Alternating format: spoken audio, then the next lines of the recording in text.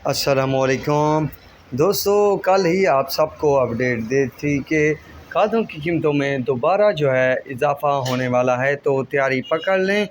तो जिन अहबाब को हमारी अपडेट पे एतबार है या समझते हैं कि हम कारोबारी लिहाज से बेहतरीन और बिल्कुल रियल अपडेट देते हैं, तो उन्होंने ज़रूर जो है काम किया होगा।